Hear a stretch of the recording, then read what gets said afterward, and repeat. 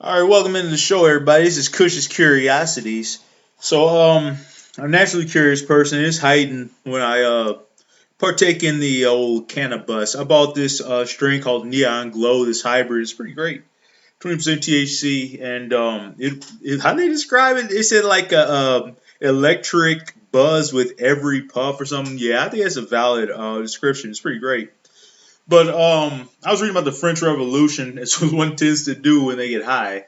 And I don't really have thoughts on that whole thing, whether it was good or bad. I honestly couldn't care less whether it was good or bad. It got the job done.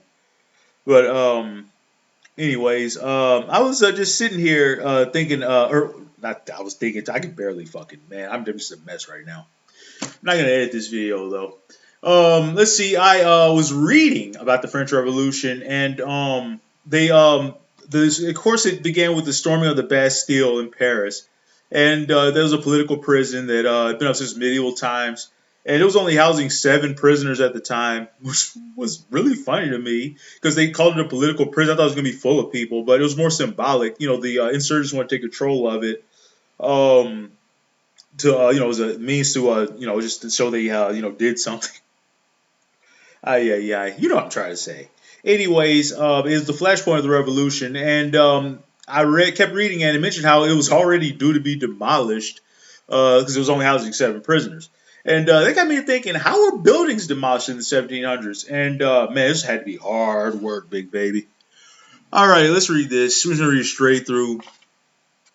In the 1700s, building demolition was a mix of slow manual deconstruction for material salvage and quicker methods like fire or undermining, with the first experiments in using gunpowder emerging. Though explosives became more common later, it was often systematic to reuse valuable stone, smart, timber, and metal for new projects, especially in urban areas. And man, you just think about it. Now we don't care. We don't value any of this fucking shit. Like we just blow up the building when we get done with it now. Think about that. Like we build these massive stadiums for billions of dollars, then we just blow it up. Like the Titans are getting a new stadium next year. I don't think they're gonna blow up Nissan Stadium, but yeah, I mean one day they will.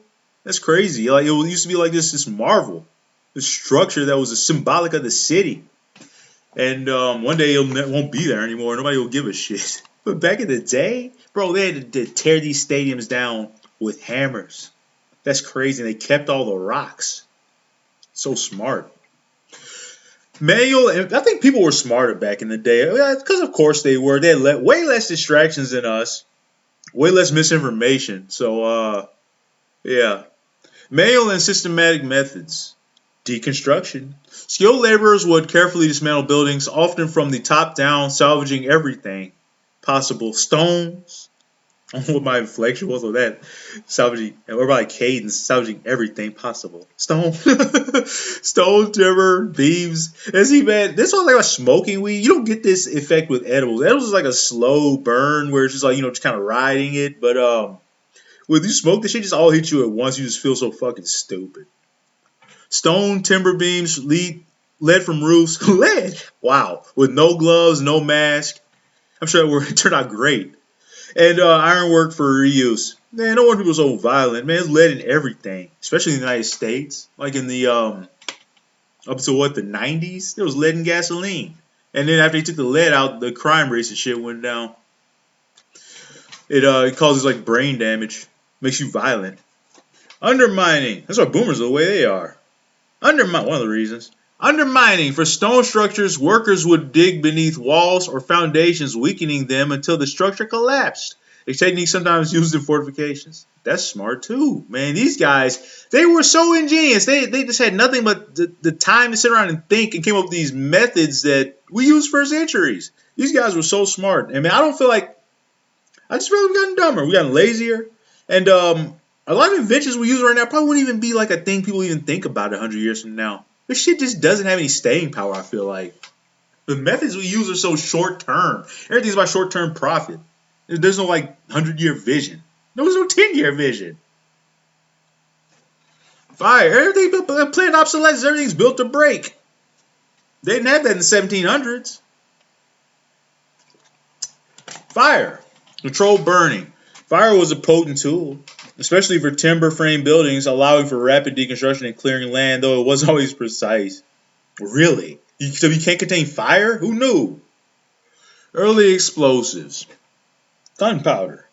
The 18th century saw the first attempts to use gunpowder for demolition, with some early, often uncontrolled explosions recorded, like the Delft storage facility blast in 1654, a precursor to later techniques. That's so why they so they used it on the Delft and it just went away for a couple hundred years or 100 years. It's weird. I guess that happens with technology sometimes. It's like the gyroscope on trains. I feel like that's gonna come back one day. It's so genius. It stabilizes the train on a single rail, and we just stopped using that technology. Military tactics. Sliding, a military tactic where structures were deliberately damaged or destroyed, often by undermining or fire to prevent their use by enemies, common in sieges. That's smart too. Key takeaway: demolition in 1700s prioritized resource recovery, making manual dismantling and systematic deconstruction the norm for valuable materials, with emerging but limited use of fire and early explosive attempts for speed. All right, we learned something today. It's really interesting. It's not what I expected. I mean, I just expected explosives when I first had this thought, but this is so much smarter to actually salvage those materials.